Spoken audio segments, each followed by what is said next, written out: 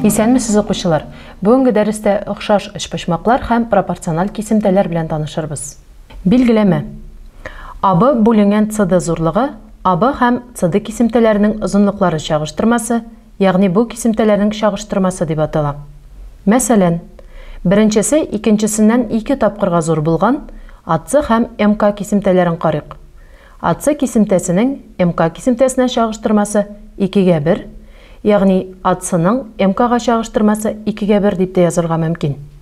Шулай ук МК кисемтәсенең АЦ кисемтәсенә чагыштырмасы 1:2, ягъни МКның АЦга чагыштырмасы 1:2 дип әйтергә мөмкин. АБның А1-Б1-гә, ЦДның С1-Д1-гә чагыштырмалары тигез булса, АБ һәм ЦД кисемтәләре А1-Б1 һәм С1-Д1 кисемтәләренә пропорциональ диләр. Мәсәлән, бирелгән кисемтәләрнең чагыштырмаларын карыйк. АБның МКга чагыштырмасы 2:1 һәм АHның МНга чагыштырмасы 4:2, ягъни шулай ук 2:1. Әлеге чагыштырмалар тигез. Димәк, бу кисемтәләрнең парлары пропорциональ. Көндәлек тормышта формалары бердәй, әмма үлчәмнәре төрле булган әйберләр очрый. Мәсәлән, футбол һәм теннис туплары. Геометриядә бердәй формадагы фигураларны охшаш фигуралар дип атау кабул ителгән. Охшаш эчпошмаклар билгеләмәсен кертик. Билгеләмә. Ике эчпошмакның почмаклары тиңдәшле рәвештә тигез һәм бер эчпошмакның яклары икенчесенең охшаш якларына пропорциональ булса, андый эчпошмаклар охшаш дип атала. Ягъни АБЦ һәм А1-Б1 С1 эчпошмакларын карыйк.